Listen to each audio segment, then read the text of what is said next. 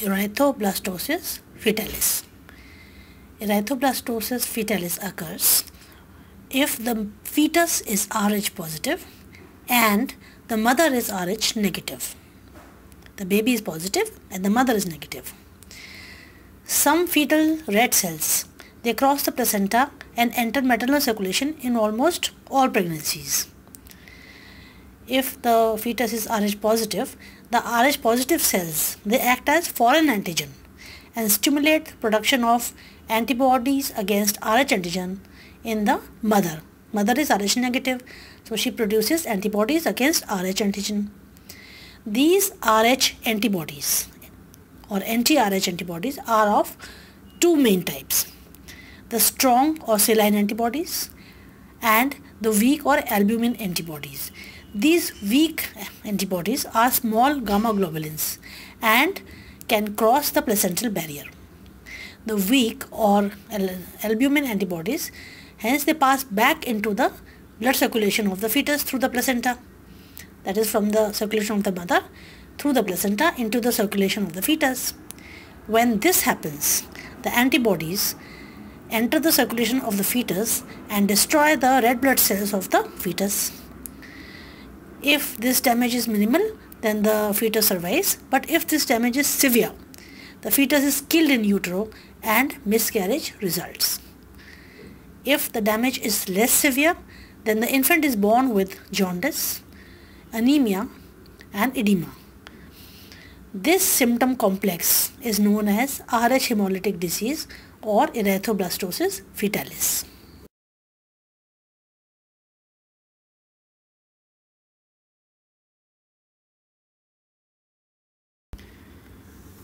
Role of genetic predisposition in common disorders. Some traits like intelligence, physical ability and longevity of life are genetically determined. But the effect of external and environmental influences are also one of the main determinants of health and survival in these individuals. With increasing control of environment, genetic makeup is becoming a more important determinant of individual health. Genetic predisposition may lead to premature onset of common diseases of adult life like cancer, coronary heart disease, diabetes, hypertension and mental disorders.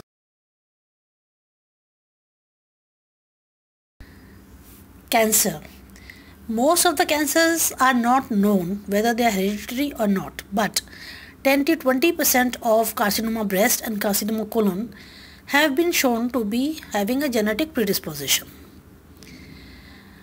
So in future, identification of the genes may show susceptibility of tumor development and may lead to improvement in diagnosis and treatment of cancer, because if there is increased risk, if the genes are there, then the suspicion comes early and diagnosis also follows.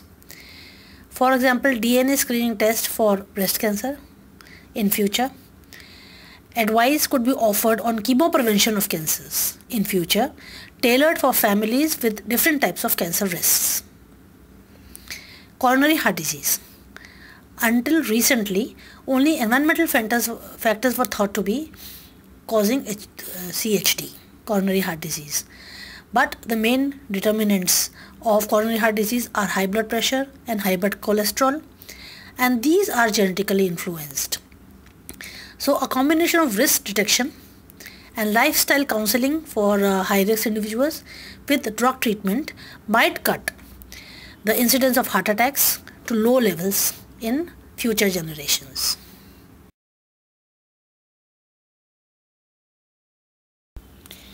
Diabetes. Evidence has emerged that there is a genetic element in insulin-dependent diabetes mellitus. This has emerged from twin studies. High concordance rate has been seen in identical twins, that is 25 to 30%, compared to non-identical twins, that is 5 to 10%. Around 8% of diabetes mellitus in developed countries is of non-insulin dependent type, that is type 2 diabetes, and this already has been shown to have strong familial tendency. Hence, diabetics of all types can be important candidates for future treatment with gene therapy. By gene therapy of the pancreatic tissue and then transplanting that pancreatic tissue into the diabetics. Mental disorders. Both family studies and twin studies have demonstrated the existence of genetic predisposition for some common mental diseases. For example, Alzheimer's. It has a strong familial tendency, and at least 4 genes have been identified which have a role in causation of Alzheimer's disease. So in future, knowledge about genetics of common diseases can lead to development of family-oriented approach into basic medical practice.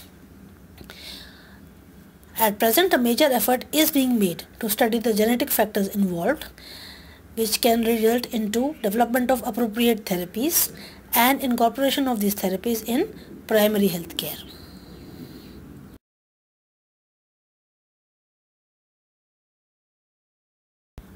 Eugenics. What is eugenics? Eugenics is defined as the science which aims to improve the genetic endowment of human population, that is, improving the genetic content of human populations as such.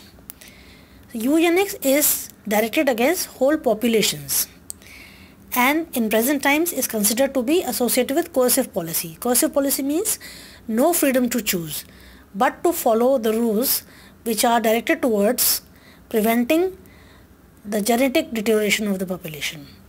So eugenics is considered to be associated with coercive policy and hence has a negative connotation today. Eugenics has 2 fields, negative eugenics and positive eugenics. It can be practiced in 2 ways. Negative eugenics. In this, the aim of negative eugenics is again to reduce the frequency of hereditary disease among the community. But it aims to achieve this reduction by preventing the people who are suffering from serious hereditary diseases from perpetuating their defect through reproduction. So what this may be achieved by sterilizing them or somehow debar them from reproduction. Hitler even went to the extent of killing the weak and the defective.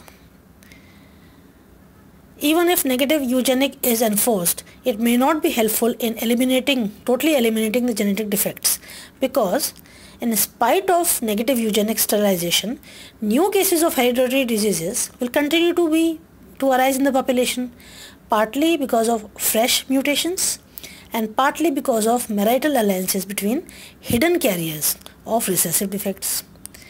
Nevertheless, in theory, it may be possible that the hereditary diseases prevalence would become less if this is ever exercised.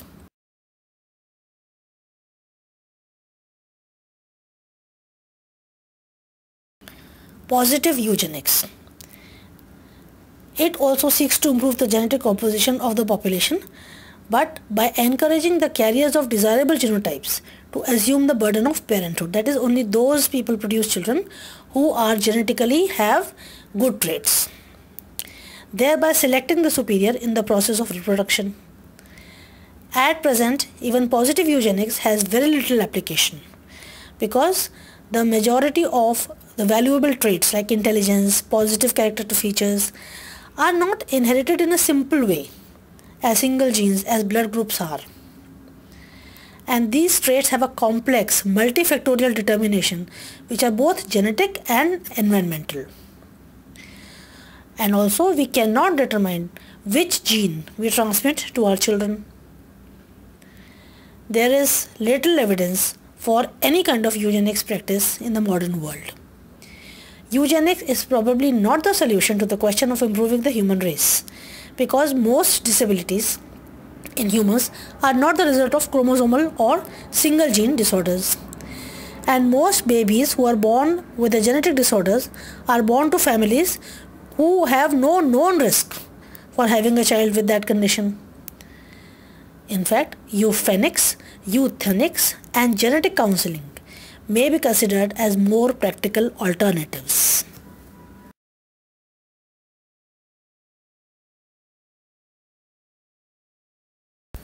Euphenics.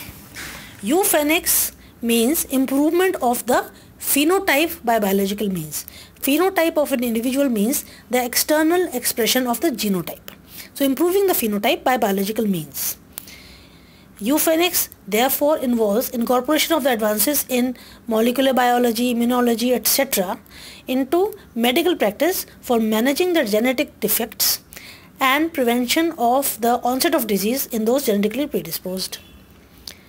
So euphoenics has been called as a corrective measure for our genetic ills. Example of euphoenics: newborn screening programs to identify and treat newborns for conditions where early diagnosis and treatment benefits the newborn. An example is given: phenylketonuria is caused by a deficient activity of the enzyme phenylalanine hydroxylase, and this can lead to mental retardation, profound mental retardation. In order to prevent neurological damage, lifelong adherence to low phenylalanine diet, also known as PKU diet, is required. PKU is a short form for phenylketonuria.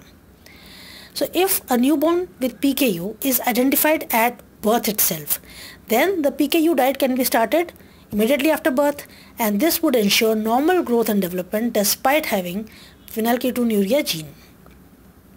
Another example of euphoenics is reproductive information and counseling and environmental stimulation. Studies with mild mentally retarded children have shown that it is possible to improve their IQ with environmental stimulation.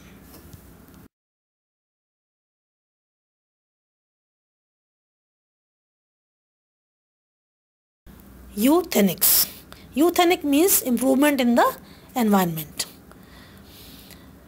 So mere improvement of genotype would be useless if the appropriate environment is not given. So thus, solution of improving the human race does not lie in contrasting heredity and environment, but rather than mutual interaction of heredity and environmental factors. This environmental manipulation to improve the human race is called euthenics, and it has a much broader prospect for success in improving the human race. Examples of euthenics are laws for protection of the fetus from harm, may be described as euthenics, like government required warnings on alcohol and cigarette that drinking or smoking while pregnant may harm the fetus. Addition of iodine to salt to prevent thyroid deficiency, of vitamin D to milk to prevent rickets, folic acid to cereal products to prevent spina bifida are other examples of eugenics. So is vaccinating a woman for rubella to prevent rubella in the fetus, because rubella can produce congenital rubella syndrome, are also examples of euthenics.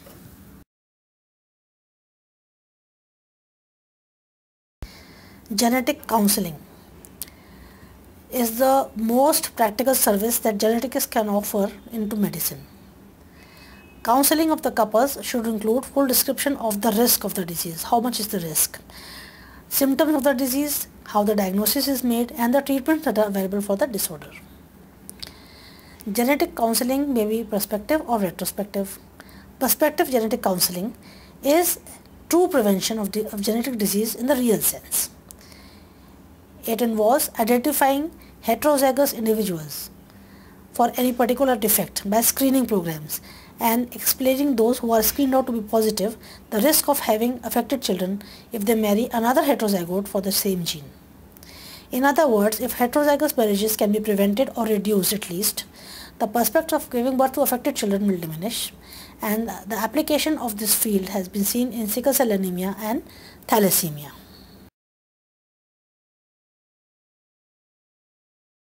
Retrospective genetic counseling. Most genetic counseling now at present is retrospective only. That is, the hereditary disorder has already occurred in the family and then the family or couple has come for genetic counseling. In fact, a survey by WHO showed that genetic advice was chiefly sought in connection with congenital abnormalities, mental retardation, psychiatric illnesses and inborn errors of metabolism, and only very few sought premarital advice. The WHO recommends the establishment of genetic counseling centers in sufficient numbers in regions where the infectious disease and nutritional disorders have been brought under control, or in areas where genetic disorders have always constituted a serious public health problem, for example sickle cell anemia and thalassemia. The methods for control of reproduction can be under retrospective genetic counseling can be contraception, pregnancy termination and sterilizing.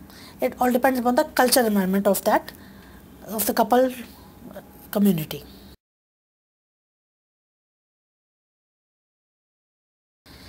In a few nations like United States and Canada, genetic counseling exists as a separate profession. The counselors have received advanced postgraduate training in genetics and counseling, but they are not physicians, not doctors. Carrier testing, that is testing of the carrier status, may require to be done after counseling in high-risk families or maybe in entire population sometimes. This carrier testing should be performed before conception rather than after conception because it allows the choice of conception alternatives. All carrier testing should be voluntary after the couples have been fully informed by counseling. The table lists the differences between eugenics and genetic counseling. The eugenics, which has a negative connotation, is defined by WHO as a coercive policy intended to further a reproductive goal against the rights of freedoms and choices of individuals.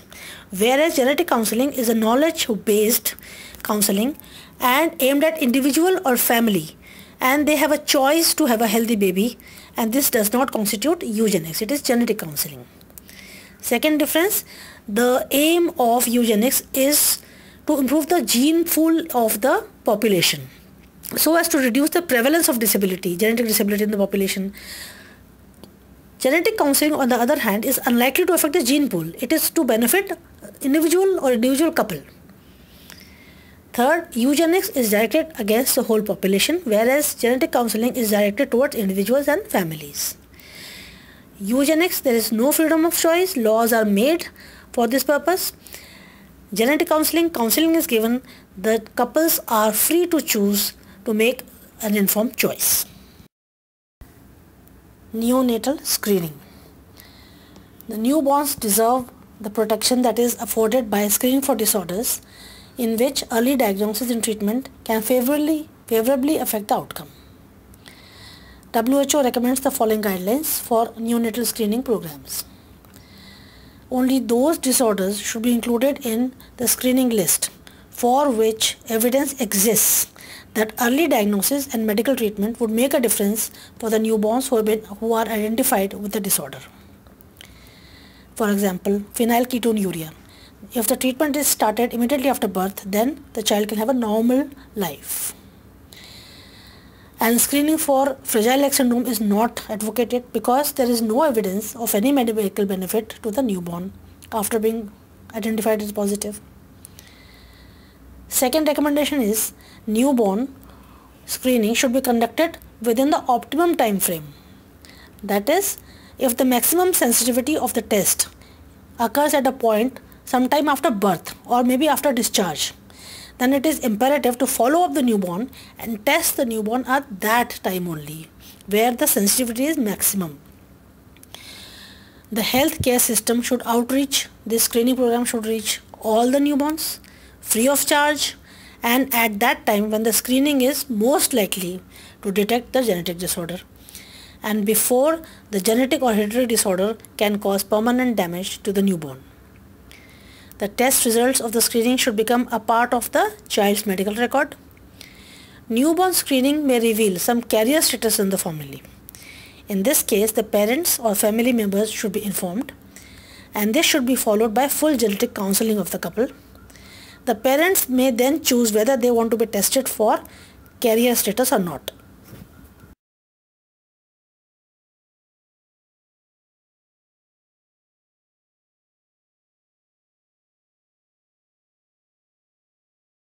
The primary purpose of newborn screening is to benefit the newborn through early treatment.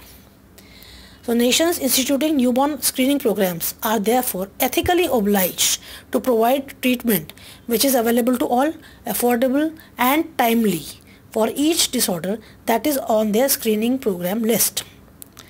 If a nation is unable to provide affordable or timely treatment to all the newborns for a particular disorder, then that disorder should not be included in the mandatory newborn screening, not in the mandatory list. Hence, the screening list would vary according to the country.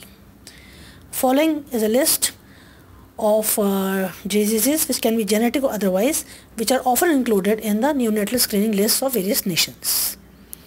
Sex chromosome abnormalities, congenital dislocation of hip, phenylketonuria, congenital hypothyroidism, sickle cell disease, cystic fibrosis, muscular dystrophies, congenital adrenal hyperplasia, G6PD deficiency, and others.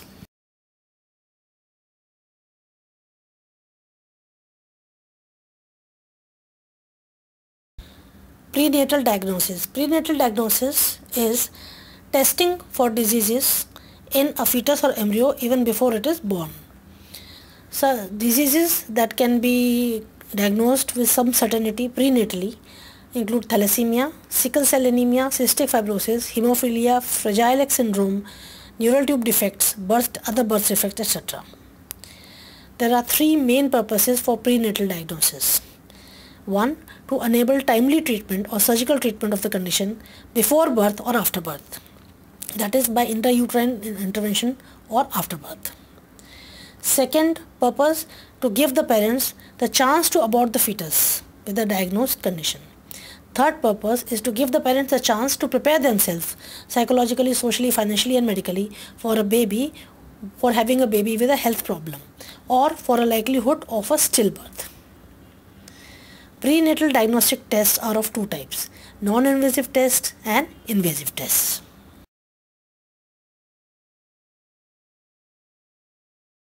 Non-invasive techniques are ultrasonography, fetal blood cells examination in the maternal blood, maternal serum alpha-fetoprotein, maternal serum beta-HCG, maternal serum estriol. The invasive techniques carry miscarriage risk. Therefore, non-invasive alternatives are required.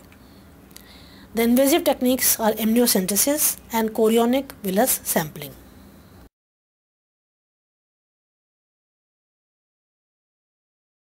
Ultrasonography can be safely done at any stage of pregnancy and can be repeated as and when required safely.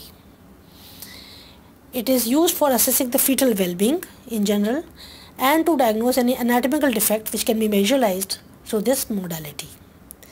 Maternal serum alpha-fetoprotein.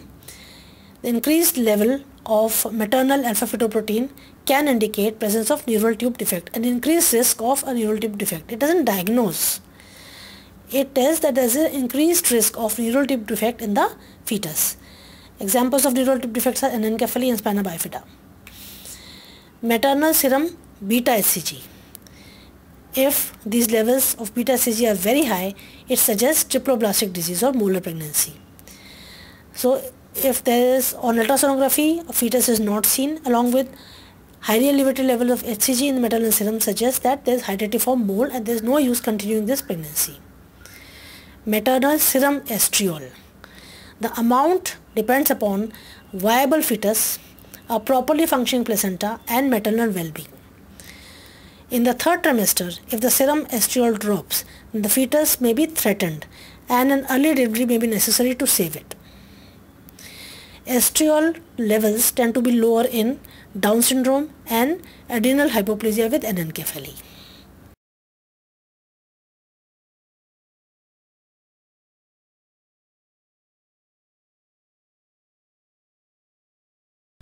Amniocentesis is usually done between 14 to 16 weeks.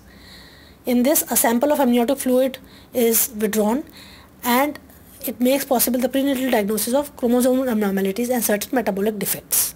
The diagnosis of chromosomal anomalies is made by the culture and karyotyping of the fetal cells derived from the amniotic fluid, and metabolic defects are diagnosed by biochemical analysis of the amniotic fluid, like Tay-Sachs disease, galactosemia, maple syrup urine disease, alpha thalassemia, etc. Amniocentesis is called for in following circumstances: that if the parents are prepared to consider abortion after the diagnosis, a mother aged 35 years or more for the risk of Down syndrome, patients who already have a child with Down syndrome or any other chromosomal abnormality, parents who have a child with the metabolic defects, where determination of sex is warranted for the purpose of avoiding a sex-linked genetic disease, for example some muscular dystrophies, for detection of neural tube defects. But nowadays there's widespread screening of alpha fetoprotein levels in maternal serum, and if these are found to be positive, then amniocentesis can be resorted to. Chorionic villus sampling is typically performed between 11 to 12 weeks, and it is advocated not to carry out before 11th week because there is an increased risk of limb abnormality if CVS is done prior to this date, which probably due to placental trauma at this critical stage of development. So depending upon the placental site, chorionic villus sampling can be carried out either transcervical or transabdominally.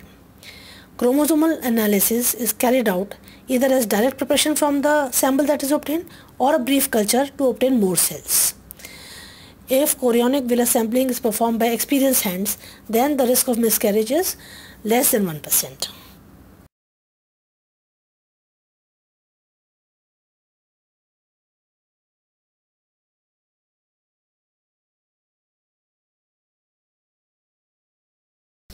For detection of neural tube defects, first screening is done by determination of alpha fetoprotein level in maternal serum, in the mother's blood. If this test is positive, it can be then confirmed by amniocentesis. For risk of aneuploidy examples are trisomy 21, trisomy 13, trisomy 18. Again, individualized risk is first calculated, which is calculated by taking into consideration the maternal age, certain biochemical parameters in the maternal serum, which are human chorionic gonadotrophin, pregnancy associated plasma protein or PAPPA, between 11th and 14th week of pregnancy. And third parameter is first trimester ultrasonic appearance of an increased nuchal translucency in the fetus. Nuchal means neck, thickness of neck. If these three are included and a risk is calculated, if this risk is estimated to be high, then invasive methods are used for confirmation of aneuploidy. Prior to the above biochemical parameters, at point number 2, the so-called triple test was offered, which measured alpha fetoprotein, HCG and free estriol between 15 to 20 weeks in the mother blood. And sometimes fourth antigen was added, inhibin A, and the triple test was then called as quadruple test. But the accurate assessment of gestational age is very important for interpreting the biochemical parameters, whether the triple test, quarter test, or the parameters, the biochemical that we have listed at point number 2. So this often involves using the last menstrual period date, and this can be a source of high level of error. One has to be very sure of the gestational age before calculating the risk based on the biochemical parameters in maternal serum.